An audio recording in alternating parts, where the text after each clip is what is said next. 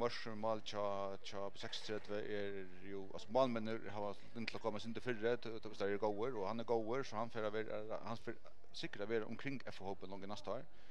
Hannes Agnarsson som spelar vi i Chap 36 är långt omkring FH på Chap 36 då är vi här och visst nog Eisen aktivera bunchen nästan att ändra två FH disturb. Så tar vi inte lunch så är det där kommer sättnar. Ja, men så sitter jag efter linan. Är det några särskilt lagar? Nu nämnde du att det är flöjre. Det var ju snägger som var ute i landet. Är det några som ska hålla extra eja vid det? Ja, jag går föreslå mig att en lagar som Hannes Agnarsson på 60 borde vara en profil, en profil repant och från i mig var en på 60. Hannes är han all upp nu? Ja, Hannes är ödla för en offensiv verk så placerar han där men han som ödla för ha en offensiv like-lot helt säkert alltså så en smalare bara hängande alla bara det här laja och det är brukt som helt offensiv kanter och banan så gärna. Jennes Hui är sjående är Morris har vi snackat lite bara Jennes Hui han är sönder André Benjaminsen ligger Eisen i namnen att att han är inte så stor likar ganska men otroliga underhållande stottlig spelare som kan några örvelse ting och som tror på sig själva och ordla fräker som spelar. Och Andreas Edmundsson som helt säkert är en profil och känner så klok spelare. Ja, det var spännande att se. Och så likar för fram. Och här spelar så till Fotland vart och till 2-4. Ja, här spelar 2-4 något ja. Det tar nästan blir vuxna så. Det manglar lite ju. Det manglar lite ju ja. Och det som är så inte så ta en så illa eller Nicholas när så en spalt är vi ju watch av Nalni Joira och så Aaron är här och Morris och Peter Hensi är här och Sjur Paul i Miverne och André kommer Eisen in så tar var här långa finaler runt där Charlton där kanske Joira var kanske inte positiva men det är så ödla för värde och hästen var för ju hästen rammen så kan man ta vissa från Joira om man är vad ek uppsätter eller man kanske är sen skuffar den det var resten spännande så. Ja. Det var spännande så att det är så en som ska jobba upp och ta Gerard just i hästlötom. Så snacka om början uppställning ställa linjen runt som och hade som formation ska riktigt så att det. Nej, det är ju bara nu men jag kan gå för att linjen spelar bäj för 2-3-1 det är blir nog så modern för ju eller hela tiden att stanna värna spela för 2-3-1 och så är det kanske bara antar att och då så ångte ju för 3-3 eller 4-1 eller så men det tycker därför Lucas för 2-3-1 det tänker ju övergångspunkt med bäj linjen har en defensiv för defensiv vi vill lära en offensiv och så kantar och en alla bara kunde försla mer. Nu får du så jag så ser ut. Nu får du så ja.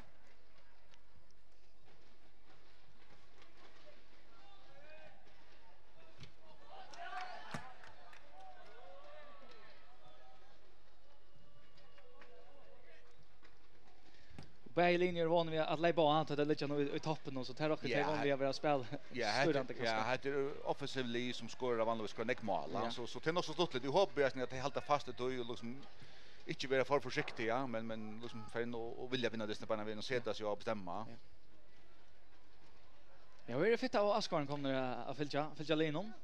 Ja, och det är ordentligt stort lite och det var resten ju Aja finalen i Joar att Sean det Neckmar Askarn är vanligt att se till så det snör i 400 Askarn och Aja i Joar och här för sig att ta i 100 eller sen mer till och vanligt är det så illa för föräldrar som inte så det var skräsligt inte just någon gång man.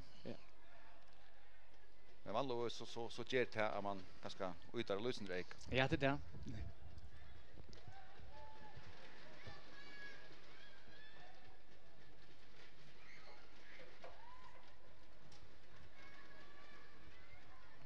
Och att helt annars om jag säger Karman och ger på hända att han har alla finalerna nu på 2 dagar är detta gott? Ja, det är fantastiskt. Det är mindre syndrom om kan man säga utalanda från och när vi är syndrom av vara Ruisa finalerna är också så vänner jag John Leon och det här är det som tror sig fram till och akkurat alla för en ut i någon som man låter i finalen och i viktigt att mer än ett eventuellt FM till Charles Karman är så fantastiskt idag.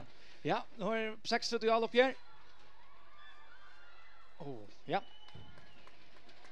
Här så vi Manuccio det var han som bredde jöknon och ja han är explosiv likar he go affär så det är gitt att NSOI sätter Shura Paula och han är utvill lika shot det vi shotar ja så det gitt att här kommer att lära nek.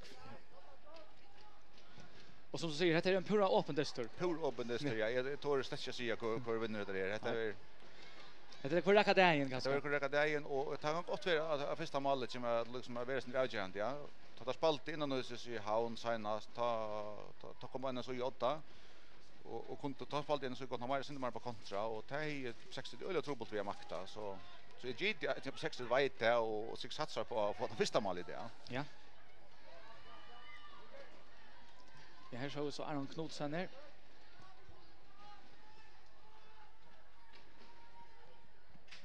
Då börjar kanske vara och följa någon annan kanske. Ja, det man säger här till det är förhållsvärde ja, så det är ju nästan det alltså inte komma åter under final ja. Slått då eller gärna vill komma fram om, men så är det också viktigt att inte komma åter. Så och då blev det inte det att första 5 minuterna blev ofta var lite sent så snar kvar är det hinner vad kunde det.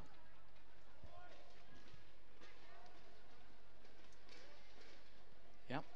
Det är som man känns så Peter Schurder för att attacka Malsbars. Ja, och det ser ut som på 60 för oss högt upp och inte löver en så jag spelar utan så tar tvingar den så att sparka längt. Ja.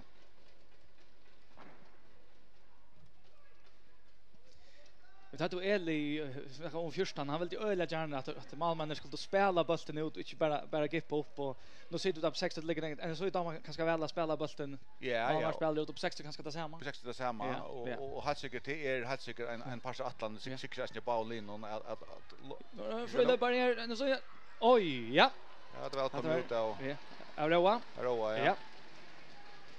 Gott alla upp annars. Gott alla ja. Är Aron kommer in från kanten och skapar spel jag syns.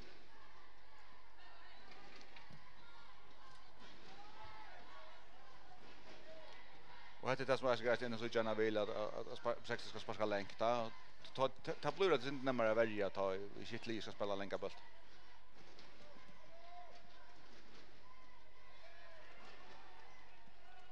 Ja, det väl brott i Jack när var nummer 5 på 60 då Daniel. Men det fält där. Oj. Ja, hade. Ja, stormålet. Ja, det var stormålet, ja. Ja, Ola och Jakob brott till Samuelsen. Och högra kanten på 60 det bröder Jacknen och han häver sig väldigt färd och så kör Paul runnar för ut men han är jättligt öle kvick. Gott håll upp. Det var gott håll upp, ja. Ja, gott håll upp.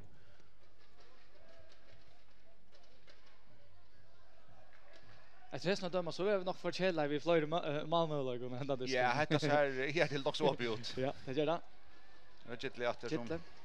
Ja, han har Jacknen brostarskor. Ja, han är öle kvick likar. Det kommer väl i det fältet. Det var där Peter Hansen som körde fick rott upp men Malmö har sett ut linkast.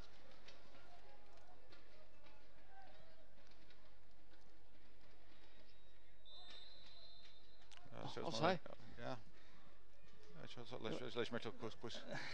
Det så han för själv vi Ja, det är helt jäsna gjorde men det må vara också i spelen på en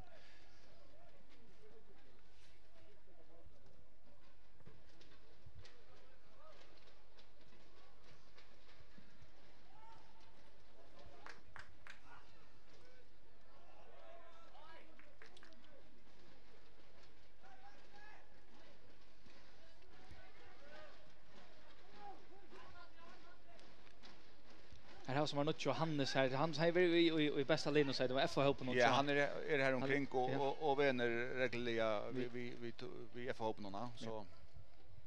Don't you just att ta öle så grejs när gärna vilja finna han så och ja, för han har nämligen Eisnäs affärerna som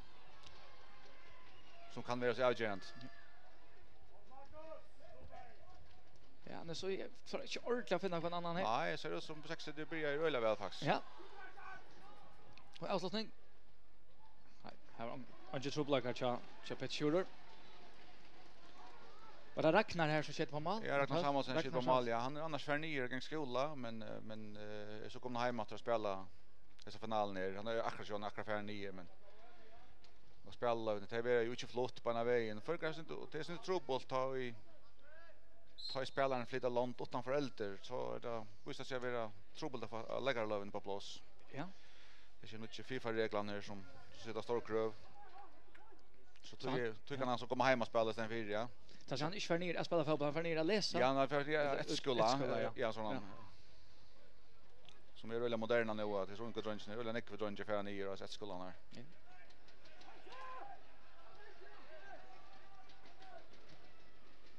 Ja, så där bara nära min 60 då. Det Stefan. Ja, här var han inte. Här var Michelin här. Ja, det ska vi avgöra här och skulle kanske lagt han av till Maurits ganska. Ja. Så man börjar sen spänt att börja vi. Man ska säkert bruka sig för 20 minuter lycka till liksom att få att ringas nervarna ras här.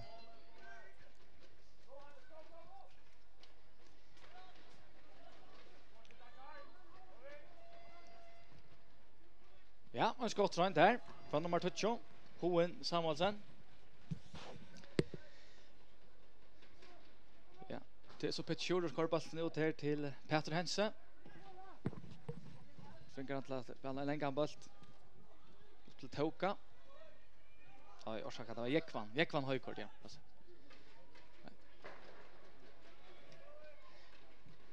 Ja, kan man se på 6 så kanske blir det inte bättre. Ja, det blir inte bättre men lugga väl alltså så är det öliga akkurat så Charlie Aaron över öliga alltså hur runt ordla sett sig i joggen tacklingen och så där och säkert tycker det är inte för distan jar att han vill gärna visa några särskilt och är irriterad och att det inte direkt här vi gör så han vill säkert öliga gärna prägga akkurat då. Jag ska få in like vi absolut när stora framtid. Stora framtid. Ja.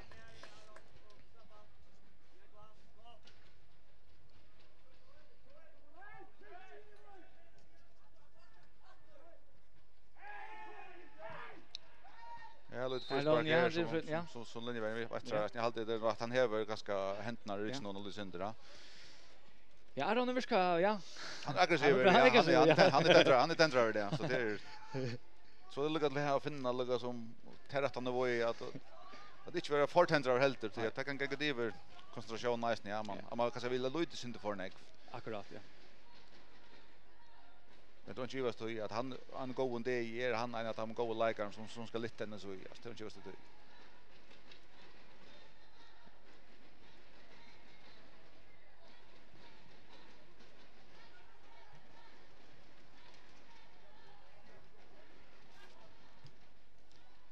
Ja, han borde synter råd att han det ja. Det ser ut som på 60 är lite synter för åtal när kvart alltså akkurat komma en webbsida in på det. Ja, kom in. Så det är aggressivt var det. Det är aggressivt.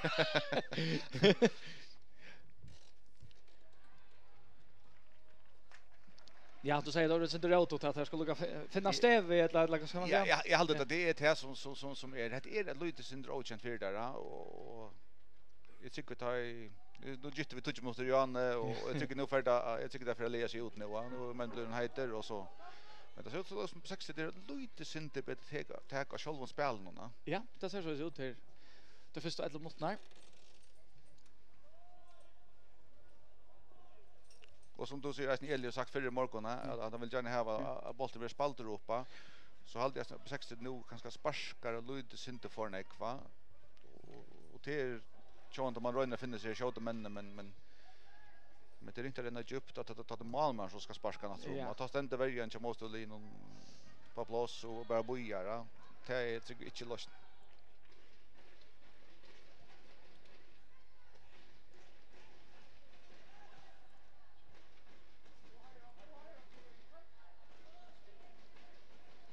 Ja, han letar efter målläggaren. Ja, det blir för trångt. Det blir för länge.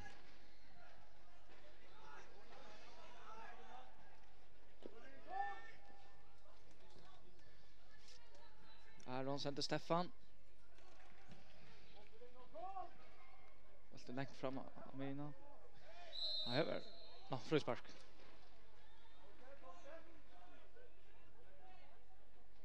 Ja, så ser som en boll som Rowe sparkar bort det här på en och sån hållpressar och stöv ja.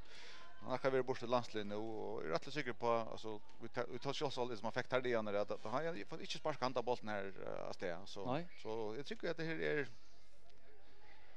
Det är inte spännande att dammen. Ja.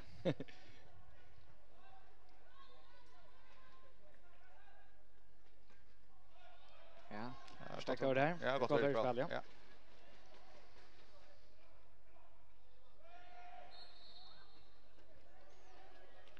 Det viskar som det 60 det är lite som det kickar för sån där. Jag vet inte om kanske alltså tar profilen så känner så som kanske Lucas skulle bruka sin till långt tid att komma igång. Ja. Det tycker jag att sån ungement har restaurerat öliga kött och kanske så det är inte vi gamla män så vi skulle bruka fler dagar för kon fyra och det tycker jag kommer att köra fyra sig men fysiskt är det inte en parten men det att du har brukt några timmar på att liksom ge det mentalt klarande finalerna. Och så spelarna kommer till havnar och så det och gör all det och helt visst tappa och så skulle komma hem åter och så att det skulle bruka alla fyra parten där så det upp en för träd och komma samman och som det vart det gör. Och så på ankra mata ut till löten till Lutic hinna finalen ut till och Aja finalen. Så kanske vi är hon lösen det mera på ankra mata. Och tar man mellan vuxna drönje. Ja, inte det då att det är inte större lösen större prestige att det var inte mera folk och sånt. Så det tycker man ska det tycker han lösa dem ja. Det ser så ut att det är 60 är börjar Anton bet. Och man kan inte snacka om att spela till det är finalen också om nej. att har skulle jag säga ja nu kommer Aron gott nog innehåll i Joar då. Ja, arrangement alltså Peter börjar visst nog in. Nej, Peter kommer inte in men Sure Paul börjar in. Sure Paul börjar in och Morris börjar in ja. Ja, Morris börjar in ja, passar ja. Så kommer hinner trutcher in löpet det men nej, så han det alltså har du hur en final ja och han säger att det så han satsat på vinnarna. Ja. Det är allt för att vinna. Det är bara en luxustrubbel att Bailey kommer i finalen så. Ja, nämligen så i att ja, en så var som stod i fjör. Ta var där finalen Bailey och 1816. Och det hände för så akkurat det samma fjöra att det tappade akkurat finalerna mot Happy fjör 4-3 och 18 finalerna och den efter skulle så spela mot Witchinge och det tappade man hade det tappade till finalen 1-0. Witchinge vann så i alla fall till finalerna. Så då satsar man på två hästar och man fattlar och så nu får det så jag varje år. Ja. Så häppne ju ordla vi vet om vi är så i stävfinalen. Nej, inte ordentligt ja, alltså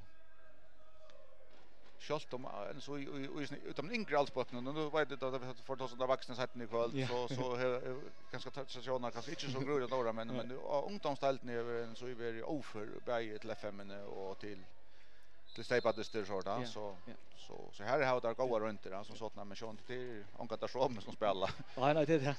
Men tradition. Ja, akkurat.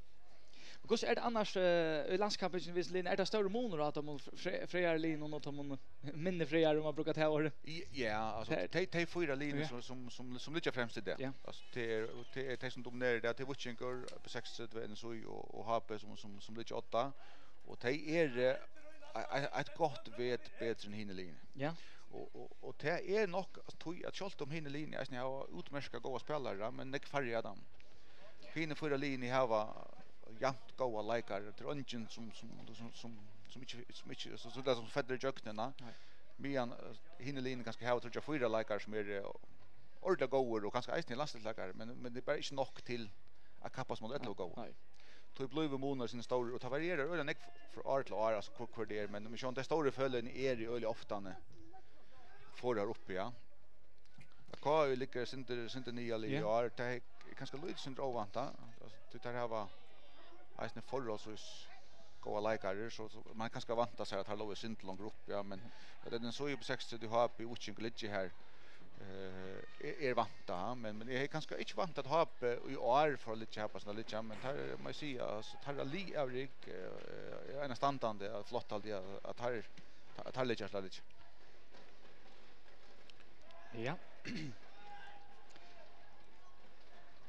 Nu snackar de inte någon likar men går så vi samarbete vi så samarbete här var som är jag vet inte om det kallas för FC nej inte FC Sorøy det var Sorøy som är det några år sedan har vunnit bäge Morstarøy och har vunnit några Stapa Cup i Östern alltid. Ja och det var nog ut i perioden ta i Lukas Istlevic hade börjat omkring Karolaj han eller för en var en dominerande figur och Adrian Bajan så alltså sättne.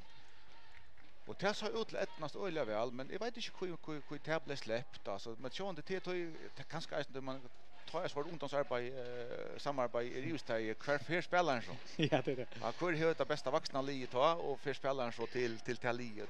Kanske man är inte bench för då och skildet nog alltså.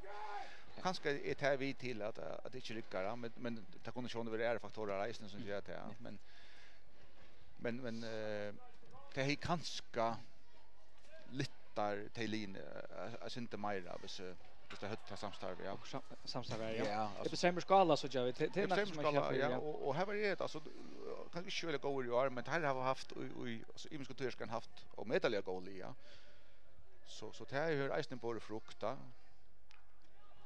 så som samstarv rycker öliga väl ja. Man ser att jag hade ett brott tror jag en så gör arbeta samman vi agenter så inne och man ser att onkel jag har 6 jag har på 2 och faktiskt för så stora fel som har knutit samman.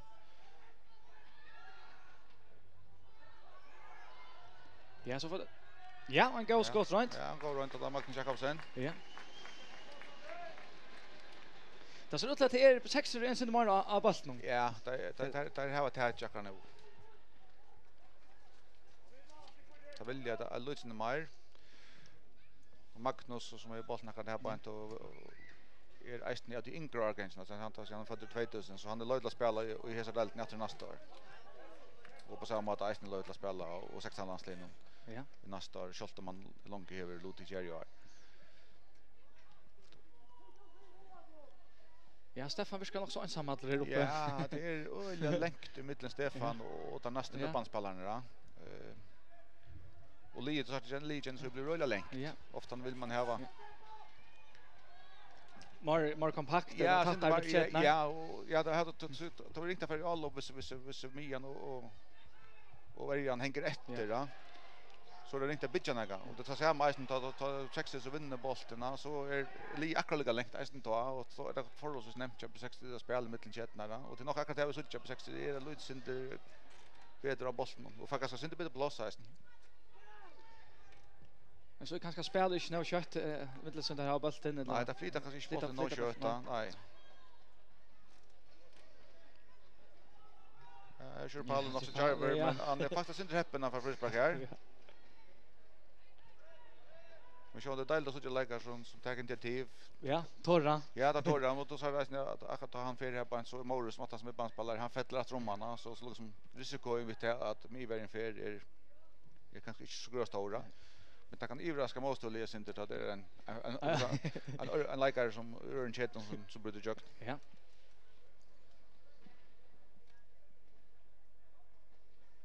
Hur ser vi landsliga då ser jag Florida har varit i landsliga så det har haft några uppgifter i år. Ja, vi har faktiskt haft fler uppgifter för i år. Vi har haft en som kallas för UEFA mini cupping var i april. Ja. Har vi spelat mot Ryssland, Wales och Norrland. Det är Jack rymliga väl faktiskt, ganska överraskande väl faktiskt. Vi fick spelade jämnläge mot Ryssland och mot Norrland och tackla så Edge straffkapping och vunnit boar. Okej, ja. Så det var nog stort faktiskt. Och det var go runs tappade vi gott 2-0 mot Wales men test hade där alltså men här vi brukade alla lägaren för lycka spel så det gick om medalj väl.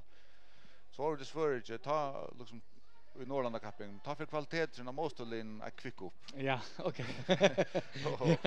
Och där vid där men vånarna var ganska synd att gå out i Ursland var så gå här förjorna men vi var alltså synd att skuffa över av Örstöck nu i Sverige stämmer jag säga så skalt om vi spelmässigt kanske att akkurat det som är lite lust i morgon att ta hade vi isen lagt väckt att ha bollen mer än vanligt det som är så jag allans det nu vi skulle ha bollen utan att vi sjön där vi tror på att kommer dominera ser allt Charline men så vi kunde flyta och från ha 15% till ha 35 och 40% ta bröjde så en ekva och särskilt hvis vi kunde ge rockort förnuftigt på bollen då att ha och inte bara spela runt i att chatten ja.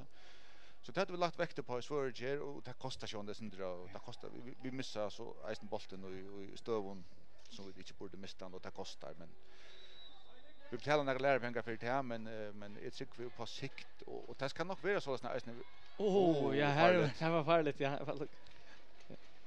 Men det är väl givna pengar. Ja, du akkurat som vi ungdomsfotboll till dejligt man vinner och du vet om man spelar en final och så får man all in efter att vinna men går så inte en av landslag som ska vinna till förrän alltså som att tutnits det är ju landslag. Och hvis vi inte har lärt oss lägga något som helst eller på landslag så kommer det att finnas inte gå en fotboll här uppe ja. Så det skulle vi alltså och det här var så alltså gott landslag så det var nu självande har vi otroligt dåliga landslagsvänner men det här tillfälle som där får upp här är ju väl nog så välbrunt. Ja. Så till en pastor och helt säkert av en längre mening så det här movet så där ger vi eller pura rätt att vi skulle ha mer bolt. Så nästa som kunna. Och det är som vi söker så Allandslinjen. Det är mer och mer att ha bollen och ha bollen mer och mer, alltså procenten växer men särskilt att här kan vi kunna med bollen då här. Det är det som alltid är den största framgången söker. Det ser ut för färdigt att ha bollen. Och det är nytt. Det är nytt ja, det ska skriva under bara. Ja, det smittar ju inte av på att yngre landslagen så vi har ett A-landslag som har vunnit nu båda dessa mot Grekland så skulle det ötas för det starkaste laget i Baltikum. Ja, helt säkert och det hör du att du är samma just unga män nu. Att det han maten där pratar på att vad alltså det är inte så fantastiskt att möta Wales långt att det kan man gott att vi det förra vi kunde gott va. Ja. Och så så lite på tøy ta flyter och den och så vi speklar också lite syndrom ofta i Island och det så tjänar vi i Island. Det här var en trick för på att det blir till. Och då vi för att NM så så ser vi ofta ned. Så vill jag gärna ha så gå ursligt som möjligt så skulle lära allt det där. Isländarna som är young och akkurat runt det. Tar färre här för att vinna kapisten kvar. Och tar bränna fingrarna allvarligt för först. Men först så vinner det resten kapisten. Men så är Allandslig här i Island tar till och vi tar oss spels i Balkanspelen nu till fantastiskt. Man må bara vara imponerad över och så tar man så vidare Islandarna och spelar Costa Rica så och har det faktiskt kopierat negativt som vi så vitt har gjort. Så där ger det samma vitt det ger bara ännu bättre. Det ger bara ännu bättre. Ja, nu har spalt nu, da narskas 25 minutter. Kan vi säga, som 6 det kanske mer av bollen, men jag vet inte om det är utdelnas. Ja, det är utdelnas center och distrin då är Lucenter. Ja. Alltså vi såg först när att det var sånt var till danser till att vi kunde få mål och småmålläggar, men nu blev det inte mer från 16 meter. Ja, det är väl brott här av nummer 8, köp 6 det var. Toche Johansson, ja.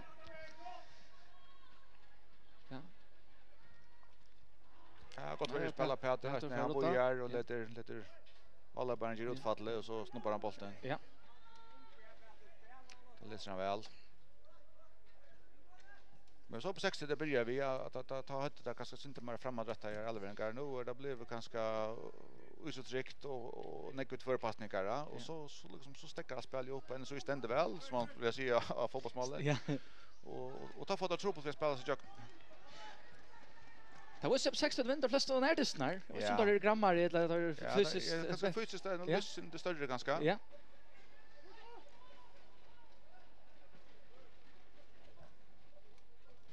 Ja, det var sin råd tål varje spel det där. Det kanske sin råd ett att sparka såna bollar.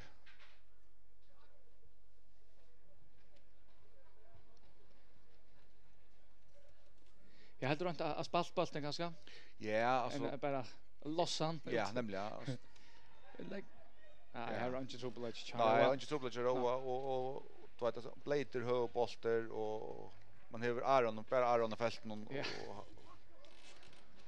hade vi kört den rätt uppskriften. Nej, han inte Aron så ska det nog vara en här fläderbollar då. Han har vi trouble att då lära vi målman och luftspel och så. Kvar är det sälja som kvar är toppscorare är det en så illa inom snacka där det Stefan eller är det Aron? Ja, Aron och André skjuter näck mål. André här faktiskt rätt spännande vänstra ben faktiskt. Ja. Inte är synder det alltså det måste jag säga. Nej, alltså det är inte klan. Nej, André som nummer 20 ja. Men helt säkert en spelare så vi kommer så ja helt näck till oss det och inte så alltså. Och här spelaren halt är så mycket godare att tars av här som vi vet i förrän vi har det så frafall och omkring hela organisationen men alltså tar hepan som har ambitioner här är några läkare som har förlagan till att nå FF fotboll till förjun. Visst det själva vilja. Ja, jag smart var inte blöjor om att här utkänner inte domaren. Nej, nämligen han ofta det är så domaren stäcka spelen helt och gärna ha våldliga titlar och en så gör det så här möjliga och men det är så vänjer vi det eller skjoltan samt vid domaren. Skjolt inte att döma väl. Nej, skjolt. Så är det bara värre. Ja, det är bara okkurs vägna en första spel. Ja.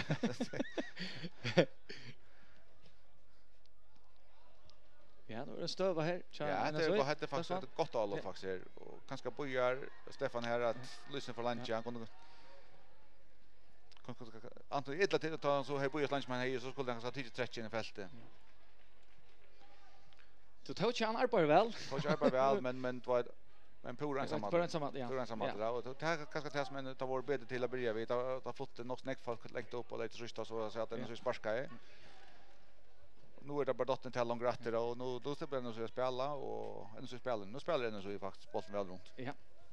Nu snackar de om en så Arne för är det lucka som Fermalen köp 6-3. Ja, Hannes är en av dem står målskytt nu Gittle. Gittle och Hannes ja. Ja, nu går stöver. Pastor läser fast någon.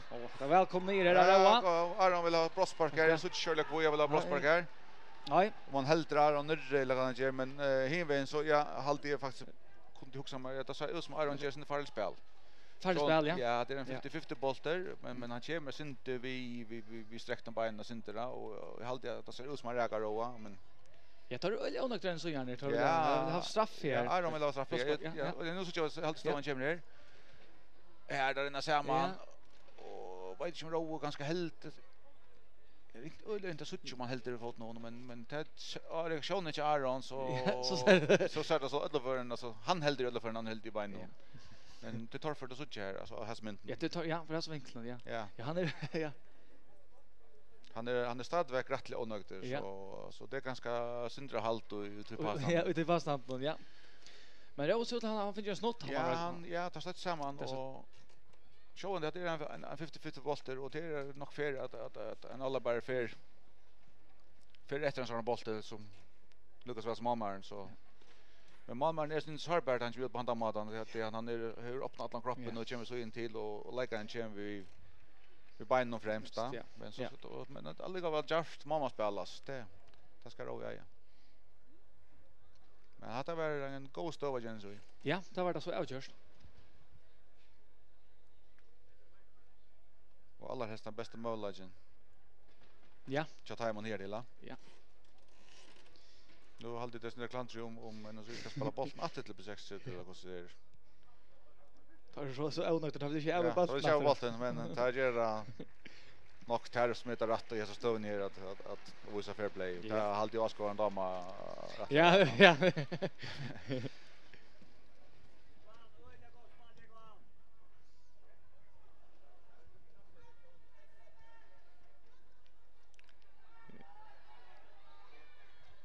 Ja, det är nästan skjoldrotten nu. Ja, det blir för nästa skjold. Det är för lite spel. Vi såg ett Gittla där första touchmotnar. Vi nämnde han ta att han är några farligt ögonbrott, men han är vi vet inte faktiskt inte se han så han röst ju faktiskt. Så och Hannes som nämnde som en profil någon så jag helt inte. Så han är rich nekva bollen helt där så det är det taktiska spelet som är igång där man rönar läsa där bästa spelaren och inte hinlin. Ja.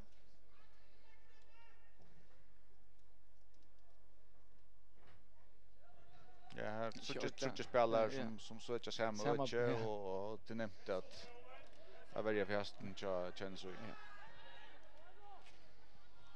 Ja, det är inte någon never nu. Nej, det är inte bort att du häver alltså funnit kontroll av bollen och så är det inte grund att göra måste in bollen att bana vägen alltså. Nej, så jag funnit spel här från 6. Ja, det var gott spel här så det här. Och Hannes. Då Hannes på det här. Akka hatta som Hannes kan. Ja. Ja, det var en god rent. Ja. Gott jag brott här från Hannes, men för slösat här China så. Ja, jag hade på den man hade inkast man ger ett lite lia alltså och stämmer för bara att få sin roa spel och boja och så. Hade faktiskt en stor möjlighet faktiskt. Ja. På ett inkast man själv har haft. Ja. Men hade akkurat det som han är så god till. Han har det här drive och sälja vi boll. Eller skölda med sucke för som fotboll. Där spelar vi boll till här och ta ordentligt goda drive. Vi så Andreas Lava känner så i har ordentligt drive i bollen nästan. Han är även näka out hoja. Öliga fair. Vi tar. Vi först så gör de kan testa spelaren och sånt och för kostar så testar vi det akkurat hämta Argens ner vi tredje med sprint. Ja.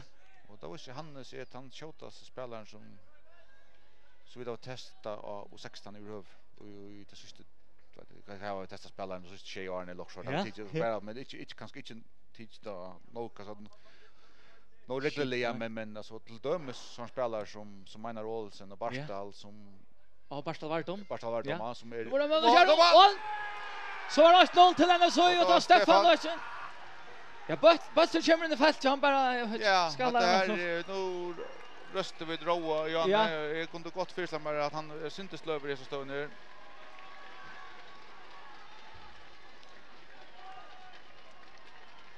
Ja, men Stefan ger det initiativ som alla bara ska göra. Han vägrar mål i och han heter han på att det är frispark som för Peter så lägger en 4 och är visst någon rakter på 60 där först. Ja, inte passivt kanske. Ja, inte passivt och mamman ganska. Men gott av Stefan han vägrar mål i och det är faktiskt 60 som för lunch han är. Ja, det är 60 som kastas ner för lunch han. Ja. Ja. Men så tycker vi faktiskt att det blir bättre. Ja. Det var kanske det så vi manglar mål. Ja, vi manglar mål så jag tycker att det här för att göra att nästa 5 minuter för att ha sin högre tempo och ta sig an. Ja. Här var det så André vi så i aktion. Jag vet inte det är nog först för då säger han i aktion är alltid. Det är först för att säga André ja. Ja. Han är ju så där nej. Men det är så det man ska passa på komma rosa. Ja, det var så det kan vara farligt. Det kan vara farligt ja. Ja, så jag vänjer jag på 60 är helt nöjt med stövarna så. Det är ju inte så dra upp mål för Mozart men. Ja.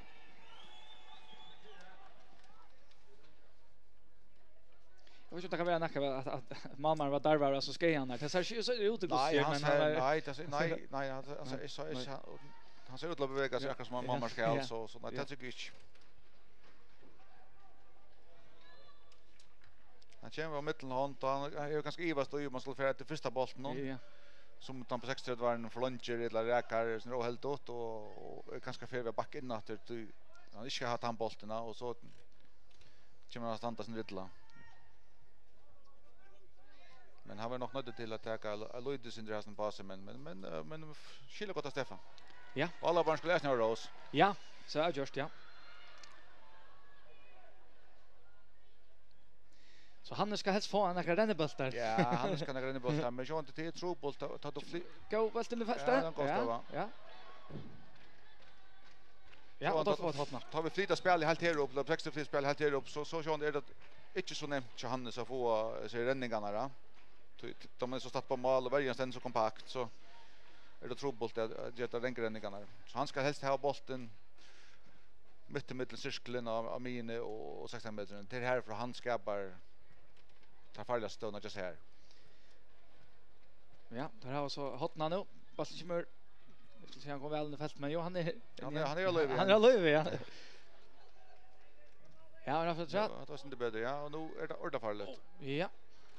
Lukar vi hämta det samma som hände faktiskt i hinfälten i Jan. Ja, det är en väldigt läkare som inte räcker bollen helt som man ska.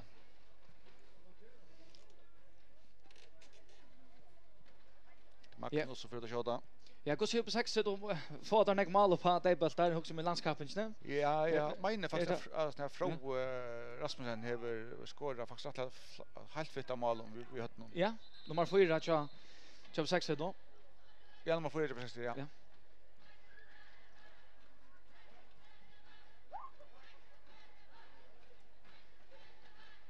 Och där halta för några bergas för några in här och då man stäcker. Ja, då man stäcker spel någon så att ja. Ja, så det like man var Lukar vi bli farligt. Det var lukar bli farligt. Ja, det var inte så gott hot någon lugga men det var ju spelaren för vantan för det och time 16 tror kanske lösande på han men Ja, jag vet inte om nummer 2 var det hon. Ja, hon samman sen, ja. Ja. Men kommer så kör det till han. Nej. När vi så är inte göra domaren där, det är går först med det ganska också att ta som med det här vid Dable-ståna, att det så är nästan gör att han stäcker det fler för att ta spelaren här en fight ner och en Dable-ståna tecknare, så GT det nära som där var fokus på. Det är öle trubbel så domaren och dömer så ståna, är det frispark, är det straff, eller ska man döma så Han hade bara fyrbyrja ganska. Ja, nämligen att akkurat test mer man kan så stäcka till ringast av Aren bollen kommer in. Ja.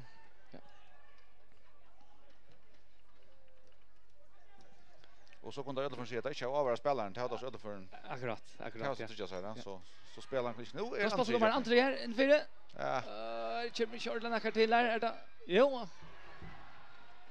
Det är någon som vinner bollen. Ja, det slösar varje spel och Daniel högra backen som egentligen är kunna klarera han bollen. Ja, han har bollen skottat så. Ja.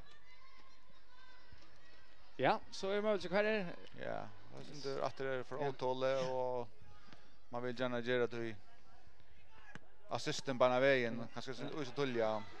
Så missar en så i bollen i uppspelen. Så kan på 6 det är faktiskt 4-4 och att det är en sera vanlig läge. 4-4. Och alltid attacka skott det här. Ja, från 25 meter. Det är inte en go out. Nej. Och sen drar nog att det är vi att väl där Aron helt resten ska få spark där kunde kanske så snurrar det. Ja. 60 ringkast och förera bollen så jag. Det var bulligt. Ja, så. Ja.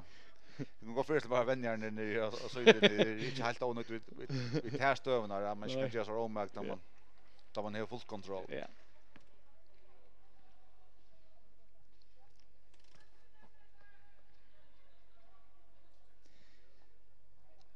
Ja, nu går 5 minuter efter. Vi ska snacka om ball position, alltså för helt vi har haft bollen mer kanske. Ja, är det också? Ja, GT att ha ball possession som 6 sätt vi hej till första lötna kanske färda att svänga upp till tajra. Till det sista lötna annars alltid det blir rätt leja. Ja. Så det procenten som kanske fälla på 60 komma för att första kvarteren. Det att det här är helt 50-50, ja. Ja, det låter väl ut på 60. Ja, det väl ut och dominerar disten också väl där första minuterna. Ja. Det har också varit hotna spark nu. Ja, innan skruva vänstra bant kommer. Aron Fjällberga då. Var det Hannes som var bollen där? Han var bollen där och så nummer 9 chansen så i Björkaren. Ja. Ja. Så har center on eight. Ja. 6 har egentligen haft flera som står och vid det bollen som i GT den här som tar för att ta som jag läste nästan att det får för så snäcka det bollen att man är så som inte bedrömmer och nu nämnde jag Frau som var stark i luften och Hannes är som stark i luften men man bara inte vill när men det var räka tarboer till för på spelbollen då. Och det är inte övervägt det helt inte så runt att spela fotboll då det ligger som helt rättliga väl skipa i det så det bollar alltså på kramata då är det så nära på mål och jag får inte någon att det ska helst ha och skilla gå på sjö. Ja.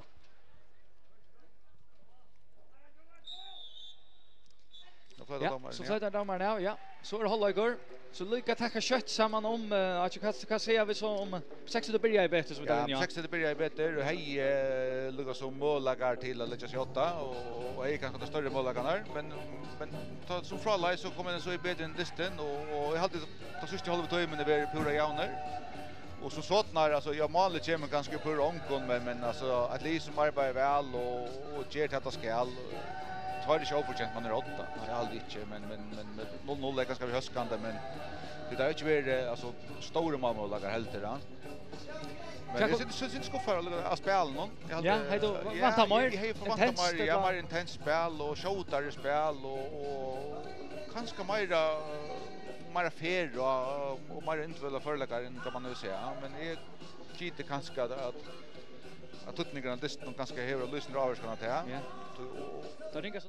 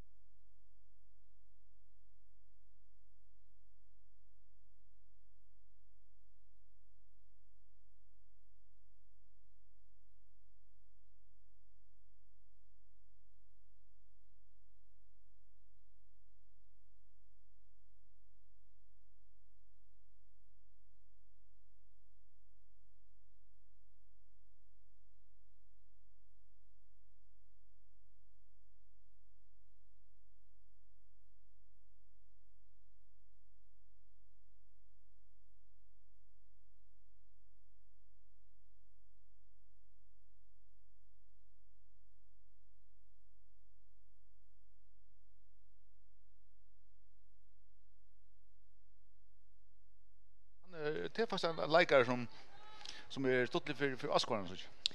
Ja. Då fick vi det första gola kortet i distan. Det var Aron Knutsen som fick det. Ja, och det kanske inte så löje att akkurat och hvis jag ska ha gott kort det Aron. Inte du han är just nu grow Frysburg men det var så att vi tog så i början jag förlade att han var ödla för tensar och får in i alla såna här så han är ganska synta mer utsätter än där flest ja och bollen i fältet. Ja, gott inlägg som Morris täcker väl och här halvtid han då. Men att det är väl täcka av Morris är rymligt starkare i det defensiva parten så. Men han är en god bolltrin. Ja. Och som vi tar sig en förhållande just. Jag tycker att det här på 60 tar som att vi får en ekvast över alltså Frysburger uppe och Hotmansburg så där man ska vara sin nejvar i timestone.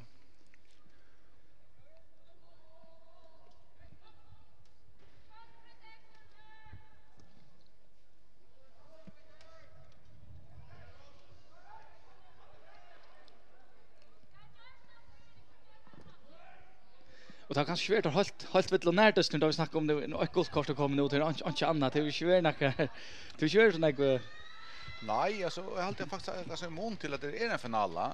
Så då på tamma då vi synte till med det är inte vi så grön i förra. Och så jag så jag nu och vi fast för oss snacka fejler alltså så egentligen har alltså bollen har skift li utan det var nej att vinna i regler så att på tamma och det kanske tog jag att det inte har varit i Frysburg.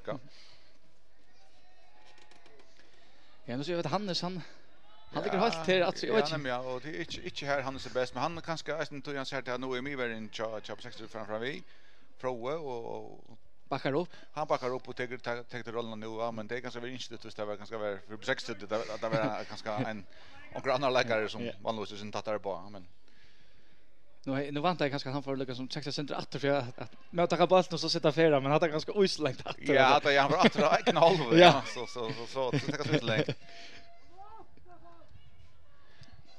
Men det konti alltså att han ser så mycket shooter att det har gått väl man vill att han ska detta lyssna att och visst man kommer köra ölen ek folk fram.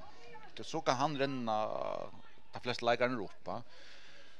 Så det kan nästan vara vapen hvis man sänder nek folk fram. Sen tror jag när ja och då heter akkurat det som man så vet inte så film där att man inte ska göra att han bollar som inte ner sparskopa. Och det kan vara att man inte tossarna väl om det kan nästan att man inte kan se ordla trycker man följt att man inte kan se är ordliga om man har så hör man inte själv så lite som ska tid för att spela såna bollar upp. Sex ska finna till att här som där börjar och distan vi ta var där nekva bollen och ja, jag hade alltså jag tycker vi på 60 inte finner att till att spela där hade det första kvarteret så vinner det känna det ner. Jag hade att då sitter den så vill ju väl att det har torsk först chop 60 att ska vara målchanser så ska det vara på en tillfällig debut då. Så tar också skulle på 60 göra helt säkert. Ja. Men så är ju Frysburg. Jag har stått för bollen in i fältet. Ja, och gott inlägg. Man tar roll efter roll. Ja. Som mamma ska göra. Ja.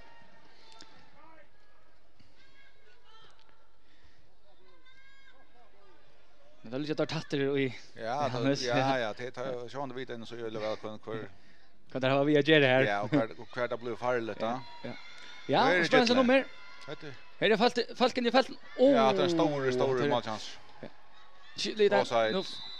Offside. Ja, Gittle. Ja, det var en ghost då. Ja, det var en ghost då va. Och att Gittle så vi tar sig om ganska förlåt ja. Alltså är det näkar som kanske väl lyssnar inte så är det ganska akkurat Gittle vet jag på. Det behöver ta han så släpper jocken där farligt. Han är tvär såna goda över förlåt jag heter så den 3.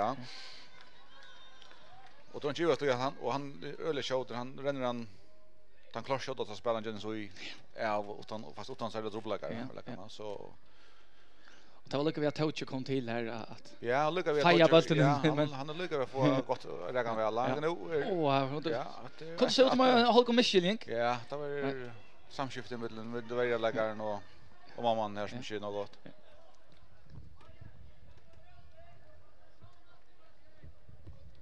ja, annars har alltid större ordentligt testa här i världen känner så. Hon tar alla nej, inte ordentligt. Ja. En tvärförna för boy, annars är det svårt helt näkva. Nej, nu vet jag inte om det på det fältet att jag tycker inte det är på det fältet att Jag kör Paolo ligger och hesa så inne som gittlera så han är kan fänga natten så är väl men jag jobbar 6 så kunde jag möjligt de ska flott gittla över innan så kunde man så att för sig om det bevisst att kör Paolo ligger så inne att han skjuter av mig värna han kunde så vara en rund att gjort det och så kör Paolo ju snä skift över här så han är så ja så men man kan pröva att flytta alltså prickarna just är lödsint alltså ja så talbrett över brott att lyssna dra ja så för frisbacka som går stå ja kostar men jag synter av över här är de annars är han nu har gott vänsterbein så han kan gott lägga där bättre än det ja nu upp 6 ja en omställning som efter att för Oneva ja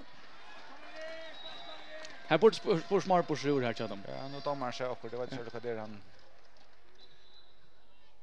Magnus upp 6 onökt vi så han skjuter han som spelar den bollen lite jag vet inte man kan skånka över hur generar han nu vi har spelat här ja han är så bollen någon ja kan inte försöka att komma in men det är en ganska gå nog och det är ganska mer att spela som det så akkurat nu bara glömt visa att det var sagt att han 60 ska spela allt innan hvis det skulle ha några mål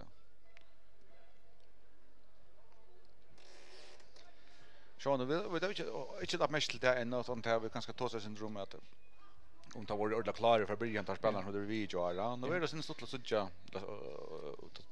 Det sista kvarteret eller så om tar nu är det måar in hinra. Ja, Maurus är här sen det tröttar ut han. Maurus ja alltså det och han var vi Atlantis in Jordan här för början och spela mittamin i Jordan och en distans som Neckmar för en häsarna och så det kan huxas kanske han kommer mest där första och större väl vill tyngre likar in Aaron tar så det tar latter ja latter och fimer så här kommer inte ganska mest där tulja som Maurus ganska men så är inte att du får rätt i den finalen då så får man egen energi ja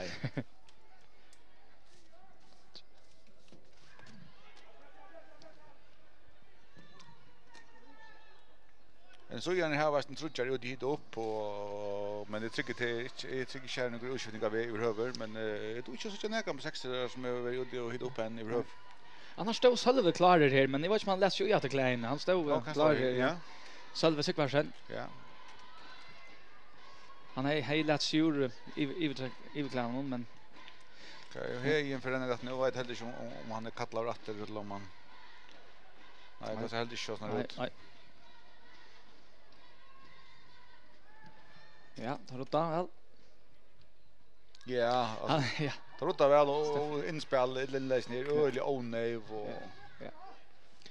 Stefan är öliga ensam alla där uppe då. Nu är de mer kompakter nu alltså. Vill jag ta välja stövna långt. Ja, jag håller det alltså här alltså jag tycker det ja, det är öliga tulliga som du säger men det är alltid räcka som vi såg det förra dysten som Heslin spalte och kunde det för göra att ta en så vi kom fram om så valde där hesa lossna. Och tema var tog att har föll att alltså att här 60 kan hitta där.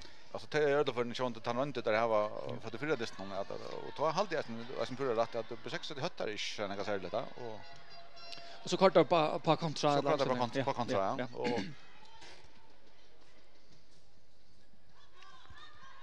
Och här är det mål som det är att Sölve kommer in. Han är ju nästan rymligt gå för och farlig kanske till testpartnerna spel. Ja, han spelar ja, så på enkelt med fältet. Och nu oj, jag så Jauna där på 6-3 då. Oj, Italia passivt varje spel va? Ja, det var det nämligen. Det slackar se att Daniel högre backar som Jim helt fram i fältet på 6-3. Och är nästan gammal alla men du slackar med jag kan säga det att Löjan inte avslutar och så tycker det är ribben ner han kommer långt in i fältet och här målar ja och så vill han elvering men det är öliga passivt ja men han är väl sett in ja det var som en 5 Daniel det var 5 Daniel ja ja så är stövan 8-8 Hade kunde vänja ner till en så från Nectary. Nej, hade som du sa här är fyra, här är fyra en så gör och som är mot grunda bollen och alla välja affär i mot Hannes. Ja. Och glömma att debatten är som kom fram vid Johan sen pura ensamma och kan pura oceaner och tryckt sedan net ja. Ja, nu kör en så en utskiftning till så Sölvesson kommer in och utför nummer 1 och 4 till Kari Hansen. Ja. Och det är alltså alla för vet som om Sölve ser ut som han för akkurat då alltså på samma som på showen men navna med eller likar mässigt är att han har sig en grej offensiv utskift. Offensiv utskift. Ja, det är absolut. Ja, man kan se en så bjau på 6 upp till dans vi att det är lite så kompakt och ta bara Stefan så här och ja, nämligen och egna kan man ska säga att det här både självvideo och man kan se det på tammadan då. Men det är väl allt och gest av som vänner. Det är kanske så tulliga gör det, men så har haft succé vid det förra. Push provat då. Ja, det är push provat då. Det är det som är så det som man brukar ofta det som man följer ryckar då. Och det tycker kanske eisen då att man vet eisen väl att man häver sig färna till Hannes, man häver färna till Gittla och en så häver ganska stor respekt för det färna ja och tror kanske att inte stanta högt av öllon till att det är bängne för att det här bara kunde rädda jöknen. Då kanske tog alla fyra värjelagarna konstaterar sig om han. Ja, nämligen ja och akkurat det var fullt fokus på en man. Ja. Nu pura upp ja. Nu pura upp. Ja. För att nu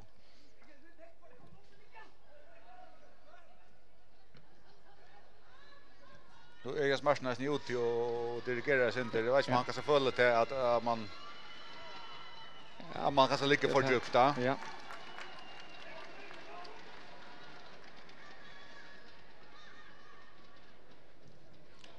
Men det blir öle längt upp till Sölva nu så ständer ensam atler upp i cirkeln och man ständer atler i 16 meter faktiskt vi baven chatten och det blir alltså det blir öle längt upp hit mål och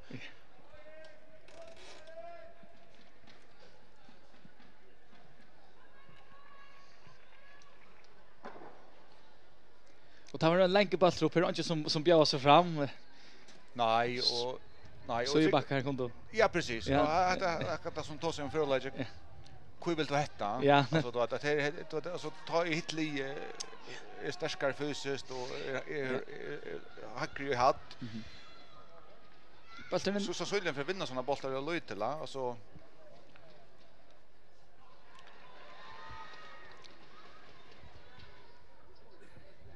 Ja, det är ganska på 6 som är momentum nu man kan säga det så nu. Ja, och faktiskt nu och kanske att det ser 20 minuterna bant arm mål blir det Lucas faktiskt de första minuterna för Lucas.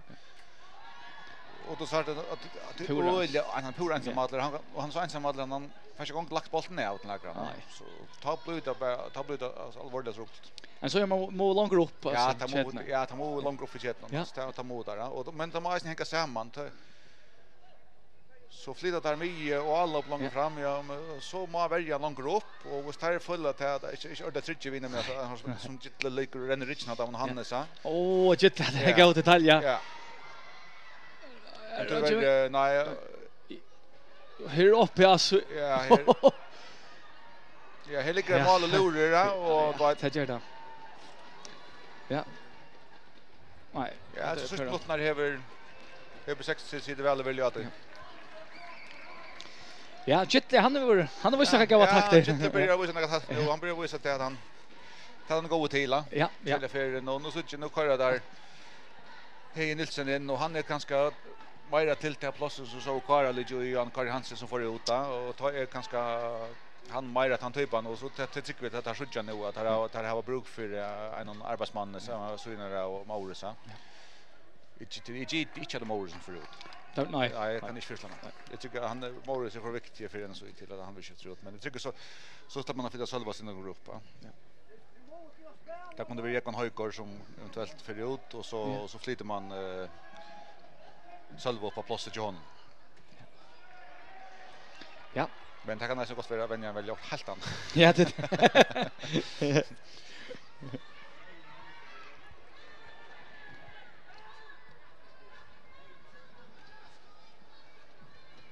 men så är nu vaknar där lösen efter allt och nej, kört klart. Nej, ska ska jag försöker som det försökte jag var ner bättre tog innan. Ja. Han helt där. Nu får Hannes bollen och kastar lite som är pura fröja. Ja, passen är fält. Spelar försökt och spelar Hannes att men det skulle kanske boja tidigt träcka sig att. Varför inte för han får frispark. Ja. Linjevägen dömda och inte att de allra största. Nej, det var det inte vill säga.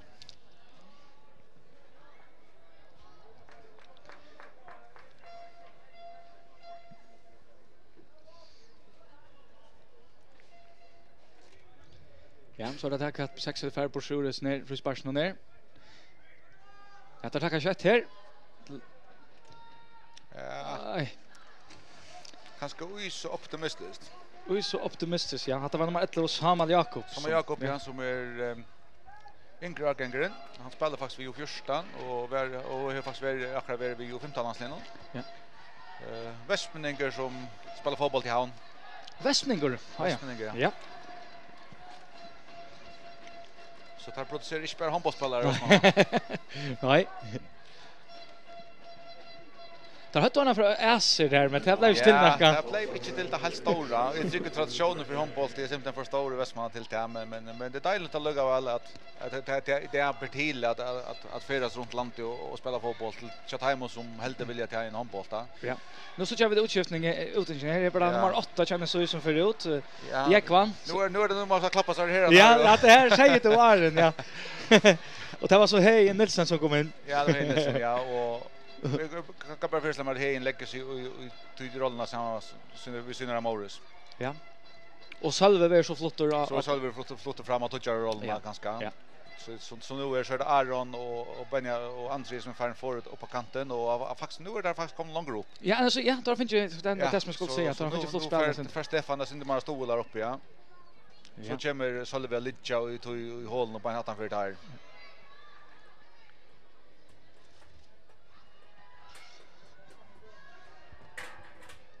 Ja, det är lovan takter här nu. Ja, inte någon efter. Nej. Aron har sin bråtollen. Ja.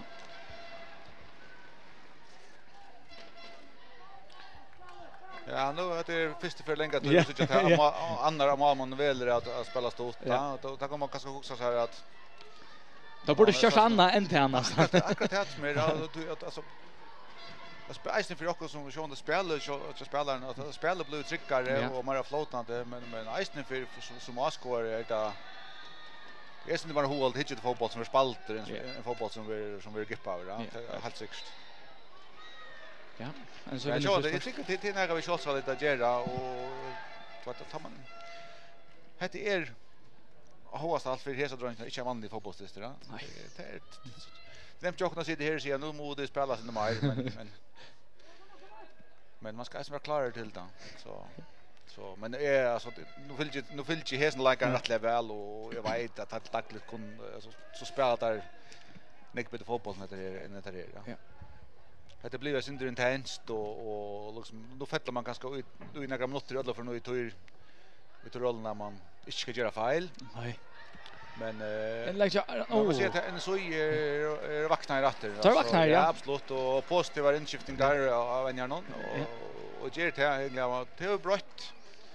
Du såg att den så ligger månande långt fram i vötlen nu alltså André och Aron är för på topp och här är det André som kommer för halt från motsatta kant in och lugga vi att ställa bollen närmast gång. Ja.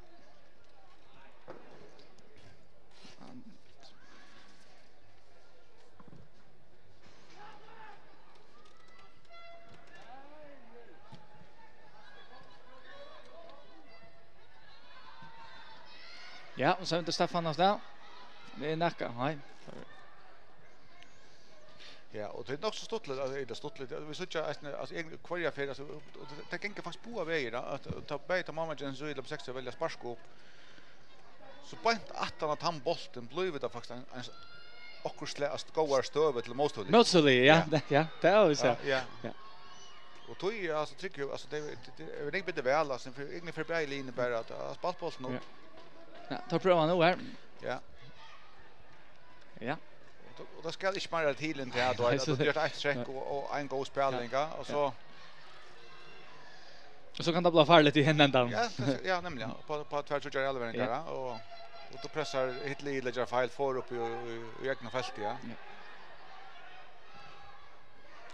Och kommer Aron ner. Ja, Aron åter straffe och men så nämnt jag det. Nej, nämligen och men Aron är dejlig aggressiv och han ville det nu så jag Jetla. Spurningen till rätt. Man klarar akkurat första precisionen här från Jetla. Ja, och han kunde ganska gott vara lösningar med Scholz-sökena på hamatan att man alltså han att det är faktiskt en god stöv om han kan gå för bänta mål ganska själv och kanske skapa mål med själv va. Men alla för när här till han kom jukten det har han valt att spalta en villagar. Jag kunde stå till att säga han kanske vi kan lucka som kunde prata inte skott jag kanske var på box men så köpa en väg kanske. Ja, så köpa en väg och allt får en retur från mamman och också då. Ja. Men mamma ständer och bojar och ger det snäpp för han helt då så. Man loftar väl och ja och så då får vi det inte bara dueller resten så det är livnar på toilet. Ja, och det är några krampa här. Hur är det att ligger här uppe? Jag heter André. Han var vi gör. Ja. Så vad det är inte att huxa att vi kommer så jokra så jokers alltså från det alltså det vill inte vara onaturligt och så det halta som om hötte här ja, han hade varit det alltså. Så det är så att det Salve ja.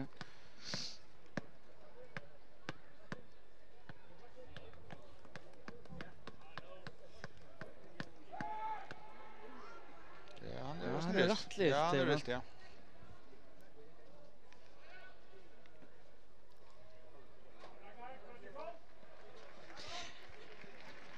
Ja, men så gärna kommer det bättre vid. Har inte flott chatnar långt upp och ja.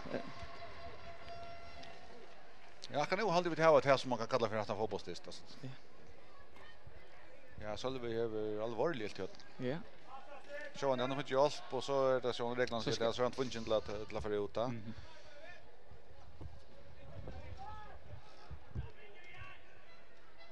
Så är det rejält vad hänt det här uppe här. Det är mest till att det var en luftväll här bara som hade stått hötterna samman.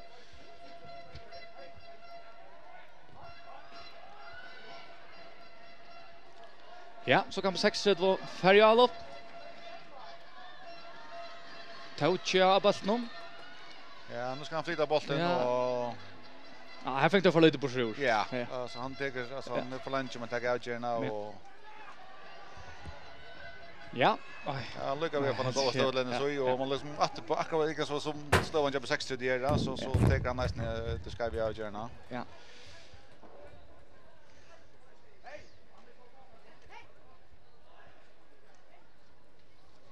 Här har vi öliga onakter. Ja, han har onakter akkurat så det kan det. Ja.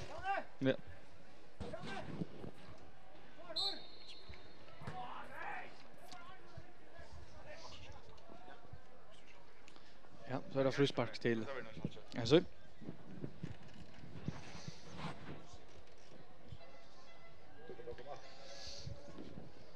Det är Hei Nilsen som ska tacka till frispark. Han är akkurat kommit in. Akkurat blev en inskiftur. Ja, bollen kommer väl in i fältet. Det här var rotta. Så touch attra av bollen. Ja, att det nu touch som är bollen i Janne och vad som är kunde det sent bollen sin det förrigaste ja och kan nog en chans. Ja, vad skott. Ja. Vad skott från Jaron.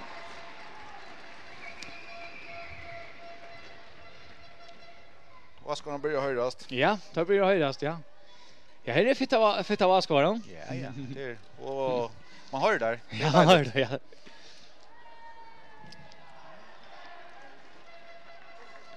Ja, det ser ut att den så gör åter klarslöna en annan utskiftning. Det är nummer 3 tror jag. Rene Lamhauke som ser ut att göra sig klara.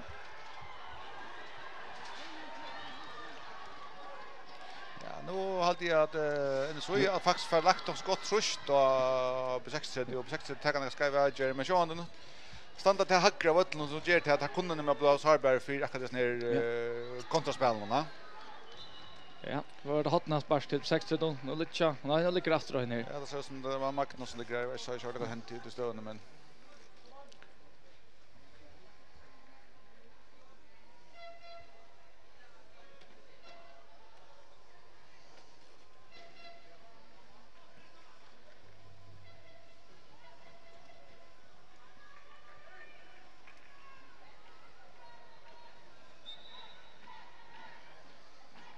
Ja, som sagt så var det näkras lökarna en Sylin som spelade i Jar så det kan komma för att spela in nu till. ja, så är det det som blir tatter och så blir några räddningar och så just här men och här så är det bara så kontraboltarna som 60 det finns nu så ja. Att det kan bli tungt där inne hem. Ja, passar ju väl in i fältet. Ja, det är frågor som vi nämnde för alla som kommer upp men färdig ordliga. 60 det nu korsmarla men alla bonchen blir upp. Ja. Och det kan ju inte vara flera signaler då det kan vara signaler som inte spelar som inne om att jag måste nökte vi att det är. Ja, det är akkurat. Ja. Ja, där skiftar Petter ser ut. Ja, batchen är på en tag och jag tycker inte med över man för man och Petter ja, Shibanes för ut och han kommer nog en batchen är på en för att pröva vid man för dem som bedrog för väl bukt vi Gitla ja. Ja. Det är liksom här höttan över ja.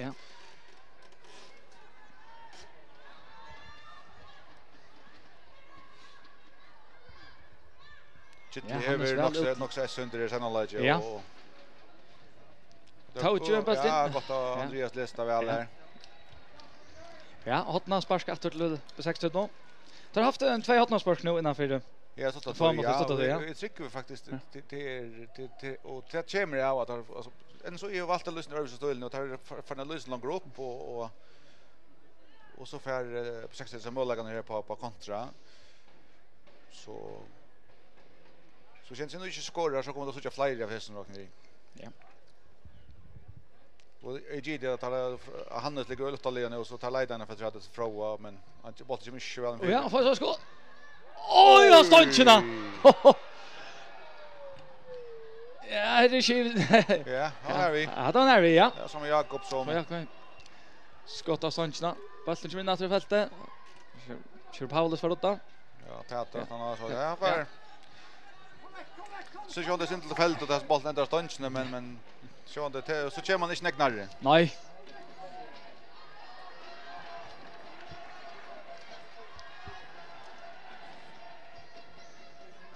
Ja, skott här kommer han för oj. Ja, räcker han lägger av någon. Ja. Ja. Och då är det folk fält någon och mamman hur onka mål och så bollen helt där så han får oj nämligen Andreas i Richard det batch honom så stånchna. Ja. Ja.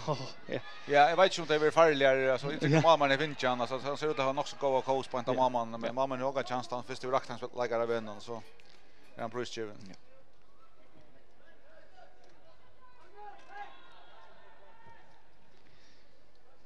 Ja, det var smart touch mot rätter och det så lite Berlin det vill jag ha det sidan.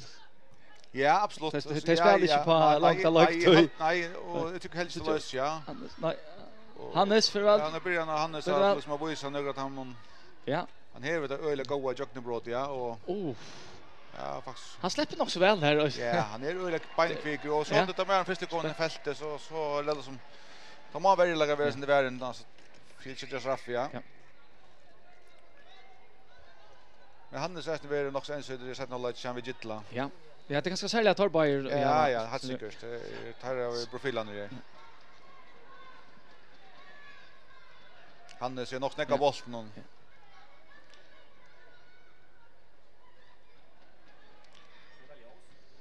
Det här öle gott att Gitla där och så häver han chansen. Ja.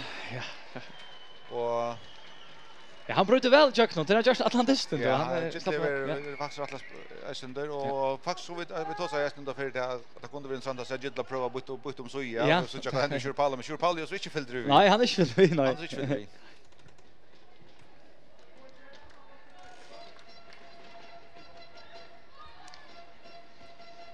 Då ser han över av Peter som spelade det till Jar han kanske ja, det är trött så nämligen akkurat så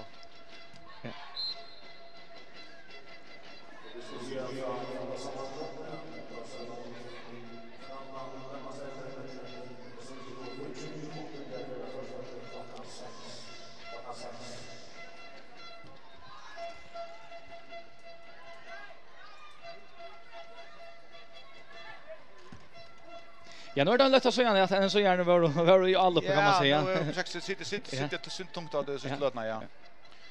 Och skulle man peka en vinnare bant nu så hette det kanske synd till B6 ja.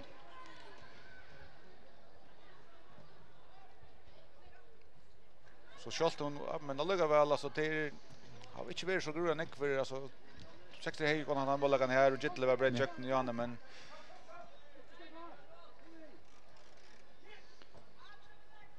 Ja. Väl spalt av Sjur Paula. Ja, det får hålla det på hotton spark. Ja. Det är där så hette är nog eisen stå som en så man bara satsa allt på han. Det har haft, jag vet som en så haft några ordentliga mål på spel satt nolla det har nog inte ja. Nej. Så det ska nog vara på hela stöv när vi här där ska skabba då.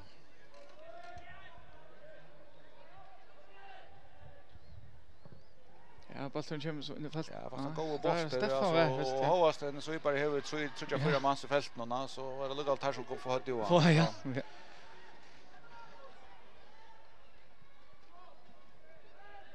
Ja. 16 bara spela sig bort ur trubblagen sen för att så kan det lägga sig. Ja, nämligen man har åtalen och vi gärna finna Hannes legitla man liksom följer att det här man ska göra det. Ja. Ja. Hannes är körda klar eller som åtöknar.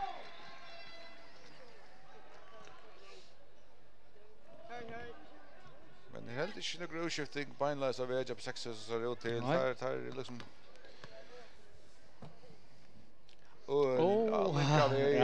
ja, men då var fast en go runt alltså. Sjönde länge bollen men man går prova att hålla det eller vad. Men som boll så kör jag något lite så där. Ja. Då Salvi har bollen nu. Ja. Kan han så bygga upp. Aaron har bollen nu.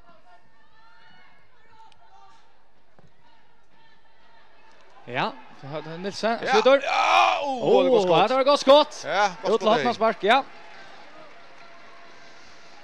Rowe han parerar han utlåtna spark. Ja. Så han kanske inte så grudet trubbel stå för mamman akkurat men mamma ständer att man ska och bärga väl men gott skott. Ja, gott skott, ja. Det var han inskift till Hej Nilsen som skett. Tar få att han dubbelstöv som tar som i GT tar vi onkel står som står med här så blir det sträckande där. Ja, så står va? Ja. Ja, det på 6 rätt var det. Det är synd det flyger folk upp i Snäsfällen så ja. Ja.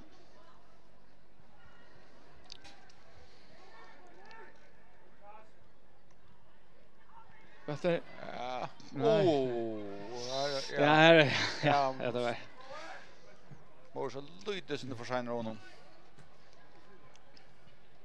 Ja, nu var för en halv mot rätt att det snön. För en halv mot rätt ja och akka nu är tagen till att vi får lägga långt like då ja. Alltså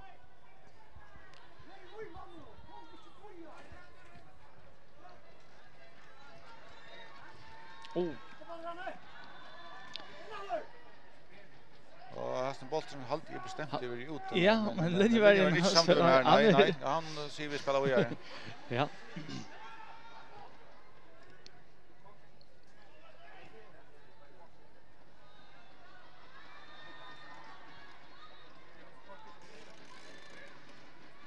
Ja, det är spännande att brott där. Ja, Malspark ja, det är nog rätt. Malspark ja. Och det har gått tajma Andreas han har haft en otroligt viktig tackling. Ja, det var en viktig tackling ja. Men Gittle ja, han är fotler Jarsko. Ja, fotler Jarsko ja och han häver öliga fer alltså. Mont till några era likar som vi såg ju snart på så häver att han öliga god tackling. Det är en god tackling ja. Men hon är resten i ollen alltså. Ja. Så hon ska sitta rött han är alltså. Han ska helst sitta rött eller kostar det. Det var innanför ja, var ju ja, det var det för bant av kanten på fältet någon och visst det så det säkert bara är rätt och något det var så det var gott Andreas.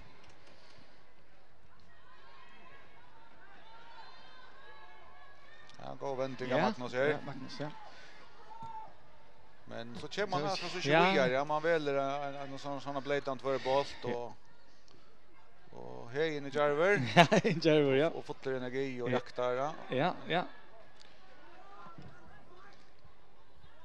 Det blir ju så mycket länge boltar, ja. Det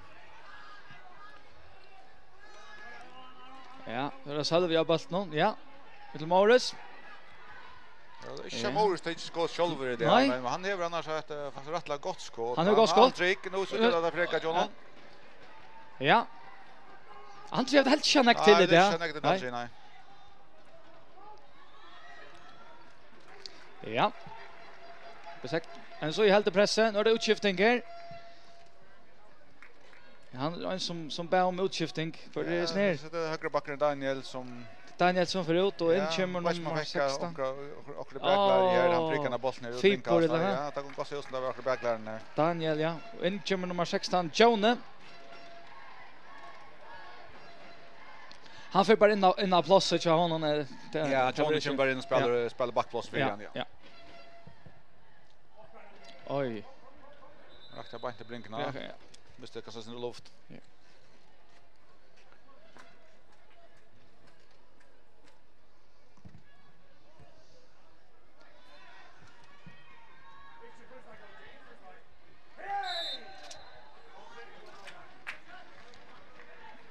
Ja, på 60 då vinner. Och frispark.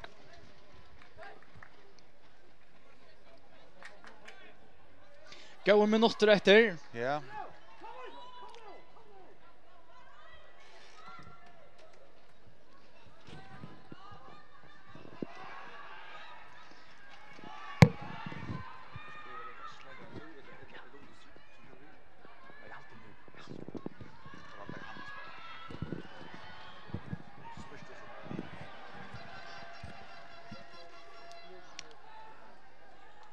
Ja, så vi må nok klart för att välja dagsens lagare. Ja, det är slatt. Men jag har alltid det två lagare alltid som har varit synda mer än där. Jag har alltid Aron över öl är synda för henne så. Ja. Och så Gittle är synda för 60 det tar alltså Gittle kommer till att gå över. Men kanske att han spelar som kanske för allt hänga samman på 60 och som är höttan och som är nästa fot det mesta till Hannes så vi sitter ständigt med till Tarjudjar och jag hade vi välja Hannes. Hannes smörar bollen nu är dagsens lagare. Ja. Han är rätt läsund och som du säger nästa sista fot dra. Ja, det mesta. Att det mesta, ja.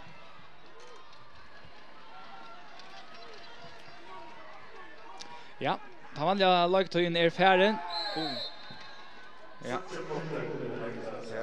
Ja, han kunde göra det 30 minuter det lagt att rätt.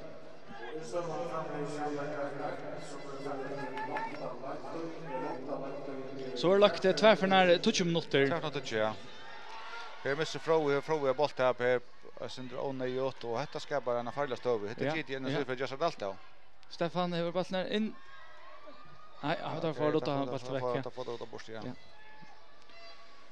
Vi var inte på 60 det för att dribbla mellan fyra så gör det Sindre det är jarft. Det är jarft, men att det ganska ta i liksom att ta orskan börja gå gontan så gäng det ofta det blir avgörande resten, ja.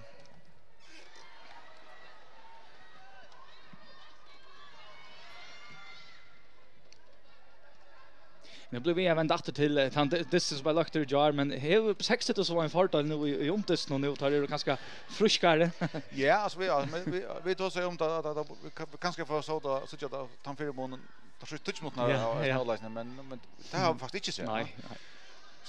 Så än har vi det slett i rör chat här och men det kan symt att vet jag den så lägger ner bit för en på 60 där. Det kan så vara en förklaring på det. Men så vet man helt inte liksom adrenalin helt där igång då och så lukar som är färren. Ja, det var en. Jag tar för 5 minuters paus nu och gå så stå över så beinen att det smurda. Akkurat. Så. Men alltså man ser ofta det att Hannes gott kökt bröd Hannes och ja. Och då lyckas vi att ja, för alltså Hotna sparkar här och så finns ju ilt här. Ja, faktiskt gott all över. Jag coachar som bröder Hannes. Hoen ligger här han nu. Ja, vi tacklar vi tog ju en skjuter och är ganska rakt sen den sina ben. Ja, det har gott kökkenbrott av Hannes. Ja, kökkenbrott av Hannes, ja. Det var nog rätt väl att han blev valt till dagsens lagare. Ja, nu var han lyckad med att liksom ha snabbast fota. Ja. Så nej, Hannes är en god lagare, det vet vi väl och liksom ofta när han häver ta det ständer av så är han ofta en typ som trackar karaktär och tar grabbar där och det alltid han just det alltså att det är ja. Så ja, Touche för sen för lunch och så ständer han och hälsar så hälsar han Magnus kör frispark nu ta är det så han gör det. Ja. Att det kostar något kort. Det kostar gott kort och det har rätt att han som man sjående kanske man tackar för det. Hade man alltså ja, hade så ja nämligen. För det. Ja, för det ja. Och ja. Sjående skulle de jag polera att spela Joe Frispark men som är bara en passar fotboll så sitter det bara. Men om det nejet här på han häver upp att checka. Ja, det var en formans här ja. Så. Men det huxar man kanske inte ommakar det till att man gör det men alltså att det är den så är flit neckfolk upp och GT den så är kanske inte intresserad ju kommer lika lite like ja och Iron lägger den bollen öliga väl. Och höjens den fast pura för. Ja. Så hade han kunde gott vara sista spark på kassan men det är inte så snart. Ja, går så länge paus hade nu 5 minuter. Ja, 5 minuter ja. Så. Ja. Men det är så att man ser anledningen av flera lagar nu där är Moer. Där är Moer ja.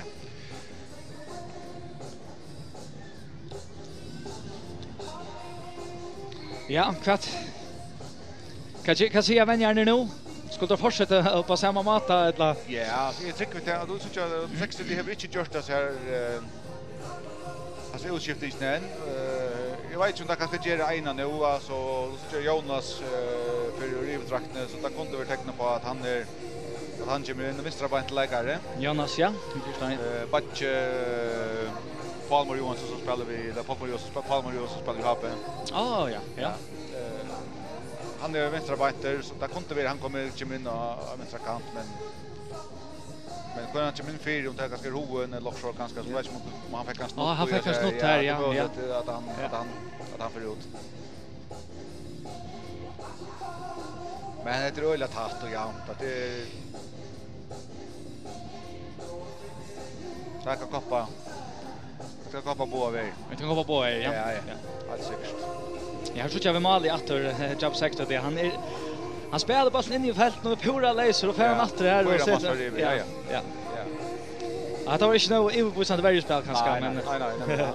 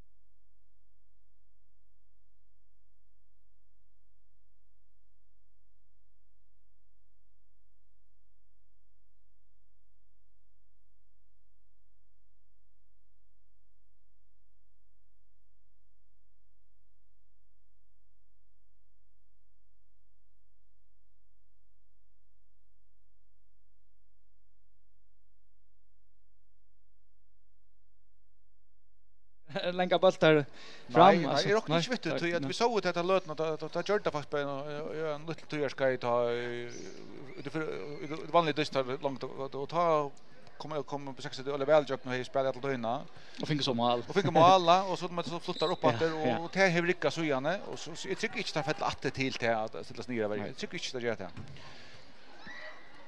Så han lär benchen alltid där finger på sjur till lötna ja. Så men jag tycker på 60 kommer att röna spela länka bollar Europas. Det kan ju sjå det så man kan pröva att lucka att sätta spel igång då vet man får just näka och så man bara ganska då sista tjej 5 minuter ganska köra. Det ligger ganska särskilt Hannes och Gitla. Det ligger Hannes Gitla ja, det gör det allt säkert och så kan det vara att köra omkring när vi lägger fram. Nu får Daniel ut han är kanske vill gå ora kvar fram nu och eventuellt Froe i isen kunde eller Karl Marsten kunde vi köra upp i alla för att vinna luftbollar som man vill sparka länk då. Det här var där sen han Lutland hade 4 månader till Klennes och ja. Ja, det här var där ja. Ja, så är det senast då 20 minuter. Så att ni håller går det så långt och långt inne.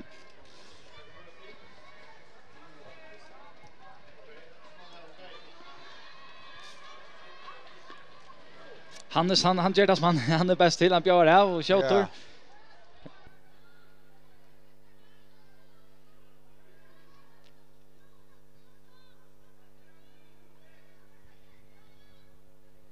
Där har så stor avvinning för Hannes. Ja, det har ja och det är helt tydligt att man ser jag listan att tar vi att det här där kommer från och halt jag skulle nu att nu har det flott Aron om man har vänstra back för att ta sig Gitla. Ja, nu ska det bara ja och ja. Vi tar ju ordentligt så här nästa av bollen. Nej, nämligen att det var inte funnit någon länka bollen men där har jag funnit gärna. Nej. Och nu då man så plötsligt förna förra så nu är det säkert för på mot att dribbla. Så då kan vi komma en boll där för jag aldrig på Visberg. Så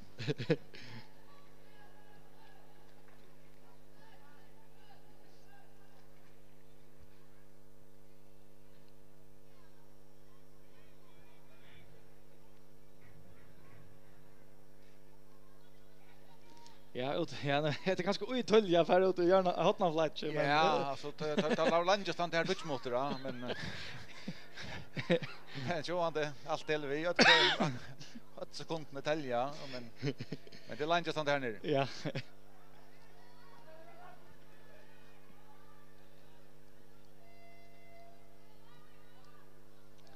Han sticker öl ensam att här uppe. Ja, så Julian kom in för på 60 det är vänstra back stäm för som Jakob. Ja.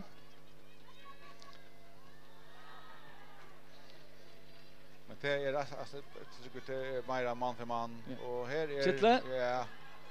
Oh, ja. Ja, får jag passen att fältet ja. Jag tror inte att det har så mycket lägen som är mest spännande att se att det är Gittle och Hannes och Aron. Och Aron ja. Nu valde vi Hannes och hade vi valt har vi kommit syndre nu i långt läge innan så säkert valt Aron. Ja. Så jag blir så det att alla häst på det där agent ja men tar så med tar trutchar och alltid tar trutchar har absolut över profilen där.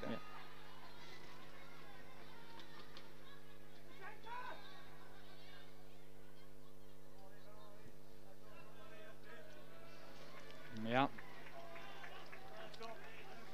6 minuter. 6 minuter, ja. Börjar ganska möjna Jeromsjösne. Ja, och då blir det till är på rena vilja att ta så slötna och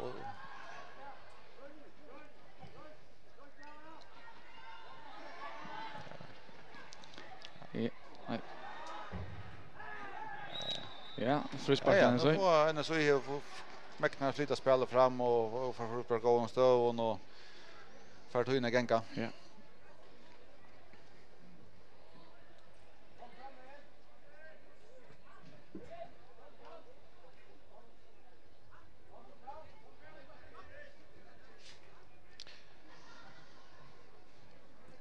på 6 skulle ganska tidigt. Jag hade en gilta mål att ha vi sett att domaren alldeles för lite out ta en så här skåra. Ja. Ja. På 6 det står mål att ha ja. På en väg och spårning grund av få några såna hade sagt. Ja, det är så spårning. Ja, det är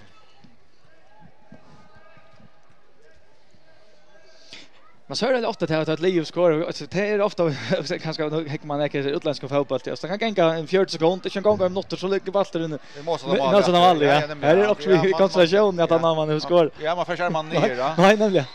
Och det snackar till som hänt här och att spelarna är fri i rörlig och tycker på halvan jag måste in är ju färdig. Ja, akkurat. Jag har inte vant det här och så. Och så var det Lugaland stormålet, ja. Ja.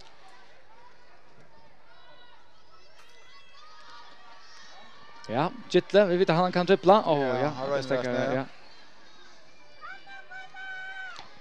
Ja, Peter Hensvig, han blev ja. Han så utla halta i center men han kör då här.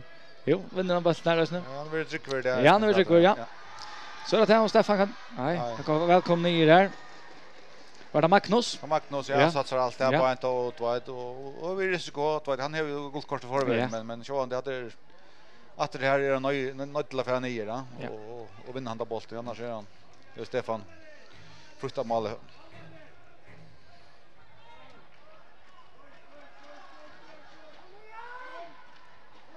Ja, här då Magnus alltså bollen rullar ju inte där och så han helt av allt spaltan där bollen när ja. Och fick han så var helt jag vet inte vad jag helt jag har frispark men tog en gånger då så han kunde ju ha spelat mamman och få inte så spela igång då helt då. Men så gärna väl nog att det den här ute vid bort. Ja, där och det bättre. Nej. Där är ut vid 100 meter från mål så här skorar så på 60 inte för då. Nej. 60 gör en utskiftning är att Ragnar Samuelsson för ut Amine och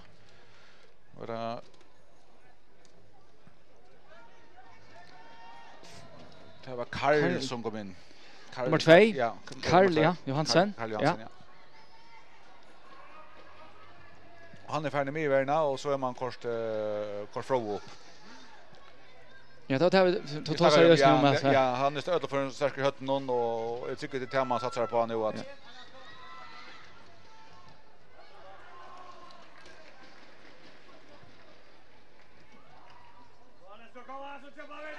Så är det nästa. Oj.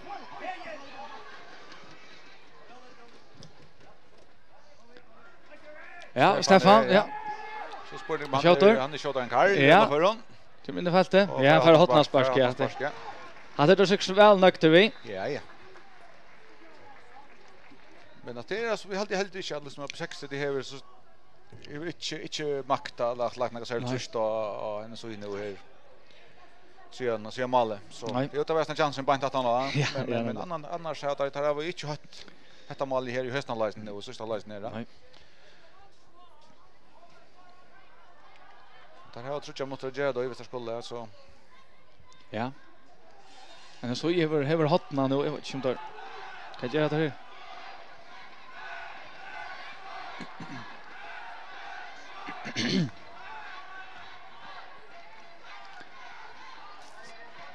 Ja, en kastel på 6-2.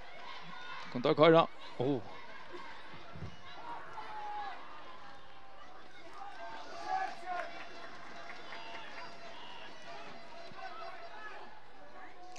Ja, nummer på 600 sekunder så här. Gitte Seppe väl runt här. Oj. Och Aron. Ja, Aron är först öliga gott. Han gör det gott, ja. Och särskilt här så han fick mål i Scholzallet ju. Ja.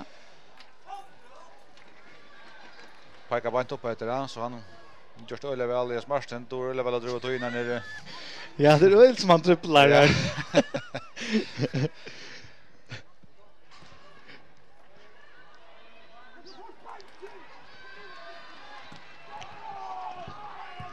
Ja, så att Hannes är för hinner så inne några Kittle han. Ja, nu kan vi nacka. Jag kör bara till fältet. Ja. Akkurat. Men Atlan var gång och hade den bollen var ute igen. Ja.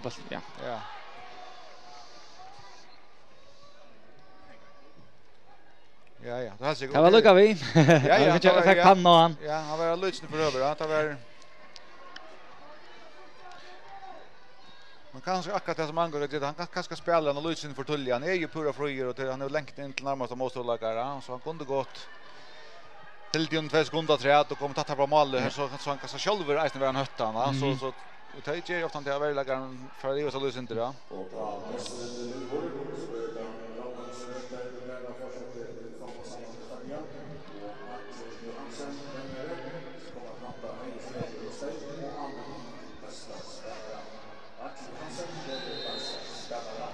Frispark Lennes oj.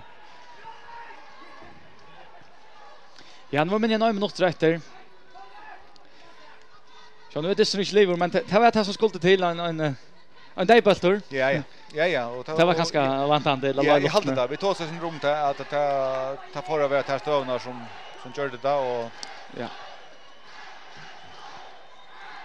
Det har inte varit så öle nekver öppnar målmålagare och så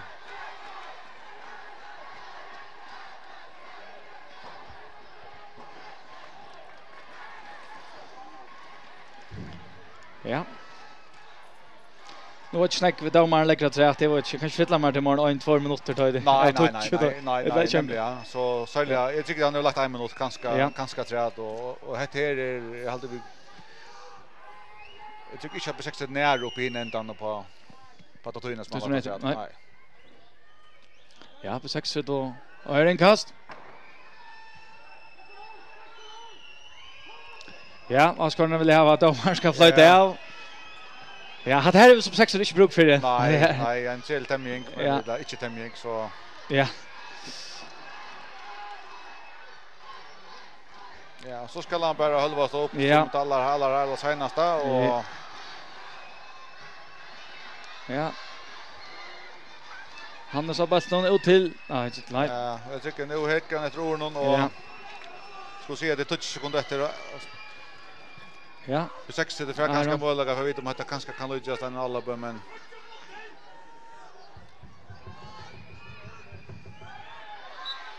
ja, frispark. Ja, frispark nu ska allt fram. Så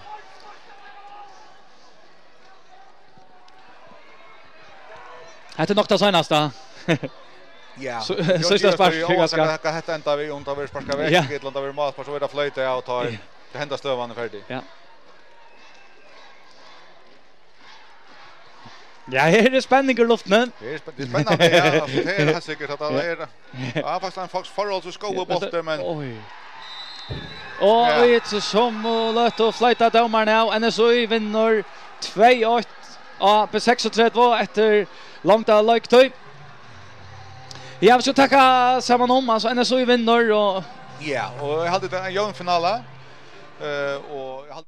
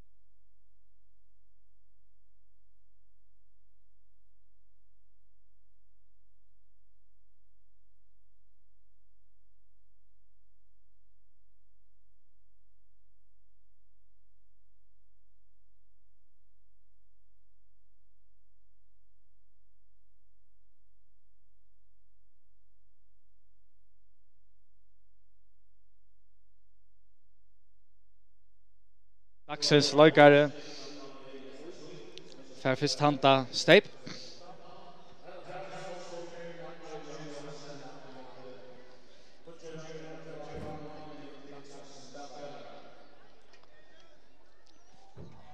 Och Axels Leukare blev Hannes Agnarsson tja B632.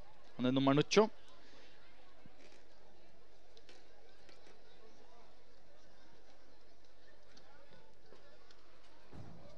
Han fär så i första och ätlöv och hanta Steip.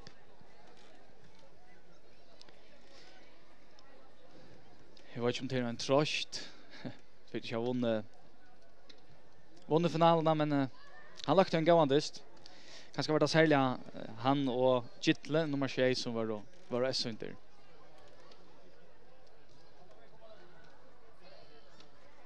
Men det gjordes alltså NSOI som vann en, jag vill säga, en spännande final.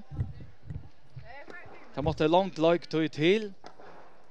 Det var en perla av en fruspark från Aron Knudsen som avgjorde finalerna.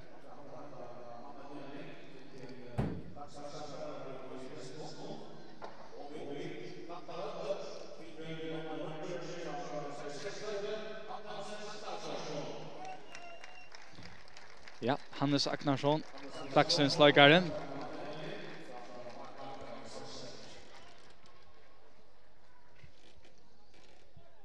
Det är så Vimerskjæren och Sejan Lassesvenjæren, Archie Johansen som samma vi Rowan Skröter. Han tar Steip.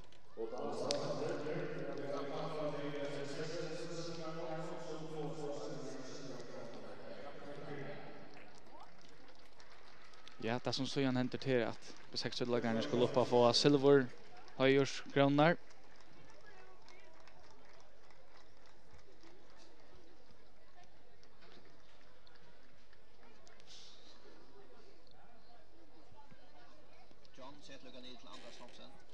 Ja, och vi sätter ner syllarna till Andras Thomsen. Han är ju ronkran. Ja, i stand här. Vi vänjer en känna så Abraham Lörtjen. Ja, jag skulle lucka vi gott någon.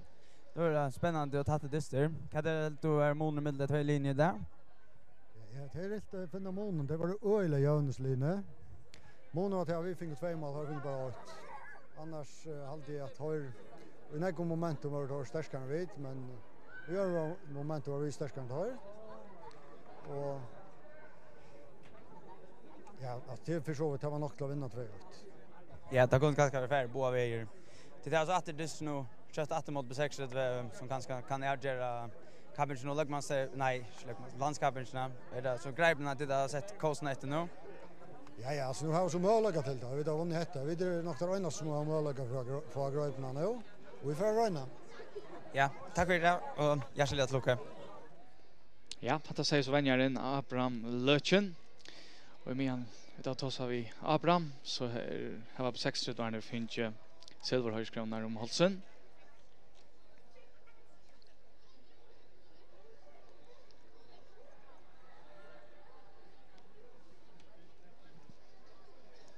Som Abraham Ösne nämnde så hade han att på 60 då i personadisten var bättre, det var det bättre lige så talar ner om en rättliga jaunandist som ja, det skulle jag ett vet man säga Öjmans avrik, men en dejböster skulle till för att avgöra.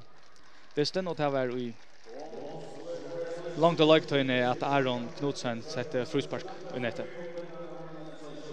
Det ser det väl skott.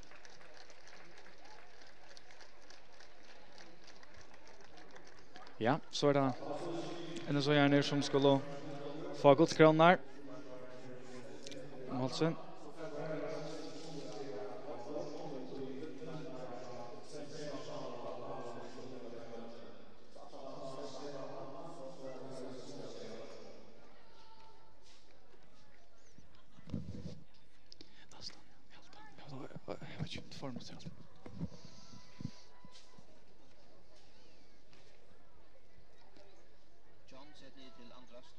Ja, Andras Thomsen har nog dagsens lagare till oss här nu.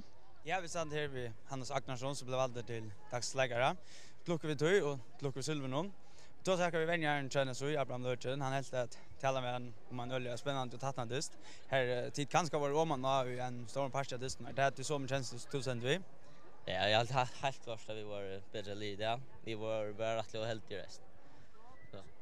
Så det var ganska mer effektivt än tid det. Det är alltså det att mot men nästa vikskifte och Line lite öl och Jon allt att styra Mone landskapsarna. Så det är väl här fokus att tycker nu och så Karlsson sätter mot att vinna landskapsarna. Ja, 100%. Här tackar vi där. Ja, tack för det och lycka till då. Ja, det som händer nu till att Leif Farmar och NSOI kommer fram att attacka mot Stapnon.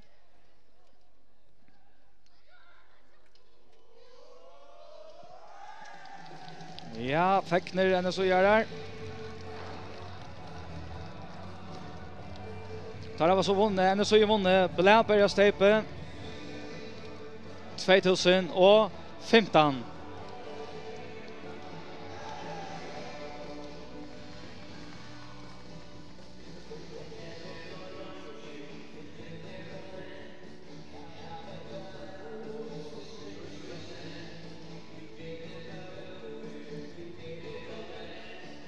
Ja, så färdar den runt och vi stejper någon. Ja, och vi färdar så att tacka för det. Om han har luttat löt och så vill det stejpa finalen till kvinnor så vill det skråna. Vi har haft några spännande dyster och det ner blev inte minst spännande som dyster med NSOI och på 60 som NSOI vann 2-8 ett långt löt. Vi tackar för Jakob.